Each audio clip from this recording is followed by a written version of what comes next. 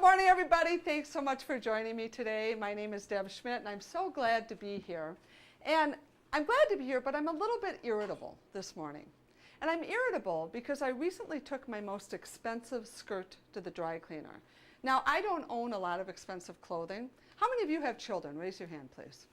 Yeah, well, then you'll understand this. I was speaking one morning to a group of Fortune 500 CEOs, and I went on for about an hour, gave a presentation, and at the end of the program, one gentleman raised his hand and said, "I have a question." I said, "Yes, sir." He said, "What is that stuck to your shoulder?" I said, "Well, sir, that's a Flintstone vitamin." Now, I was a little worried about my credibility at that moment because I thought now I could understand why they were watching me so intently. They were trying to figure out what was glued on my shoulder. So I went on to tell him, I place a vitamin there every morning so that I remember to take it with my lunch. And then I looked at him and said, "Sir, what do you do to remember to take your vitamins?" And he started explaining to the whole audience. He said, well, I lay them out on my placemat, and after I eat, I take them with my juice. And so I knew that my credibility was still intact, and I just left the vitamin there. But that's why I don't buy expensive clothing, because frequently when I leave the house, I'm wearing what my children have eaten for breakfast that morning. So I left the vitamin there. But I had this one really expensive skirt, and I bought it for a wedding. It's a silky fabric, and part of the hem was down.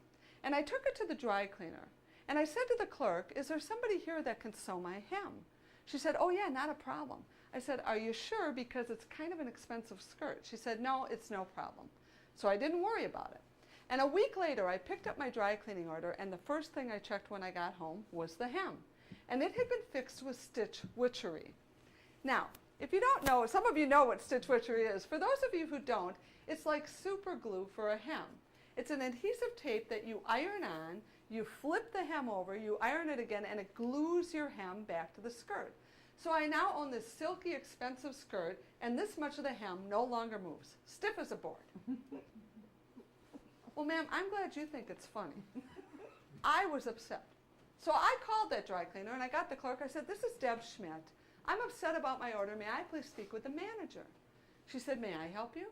I said, "No, I'd like to speak with the manager because I don't want to have to tell my story twice." Has anybody in here ever told their story twice? Raise your hand if you have. 3 times? More? She put me on hold. She came back a moment later and she said, "The manager said to tell you she's busy. That I should take your number. She'll call you when she can find the time." So I went from being upset to, anyone? Anger. Good. Or furious. Or very irate. An hour and a half went by. No call came. So I called back. I said, "This is Deb Schmidt. I'm upset about my order. I left a message with the manager an hour and a half ago. She hasn't returned my call. Could you please tell her I'm on the line?" Just a moment. She came back a minute later and she said, "The manager said to remind you that she's extremely busy. She's got your number. She'll call you when she can find the time. You don't need to call again." So I went from being angry to, anyone? Furious is good. Or postal, one might say.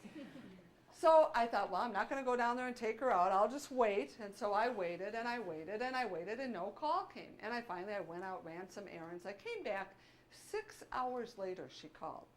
And she left a message on our answer machine because, of course, I wasn't there when the call came. And she left a message, "Hi, this is the manager returning your call. If you still want to talk to me, my number is blank." Would you do business with that dry cleaner again? No? Would you? Would you? I don't need to. I don't need to do business with an organization whose employees and managers do not care about their customers. Now, that manager made 2 serious mistakes that day. Now, if you open your handout, you can follow along with me. Those mistakes, the first mistake she made was a mistake that you and I make in business every day, even when we're trying to be great. She was so focused on her tasks, all the things that she needs to get done every day, that she forgot about building relationships with the very people who keep her in business. The second mistake she made was she thought she lost a $50 order that day. She did.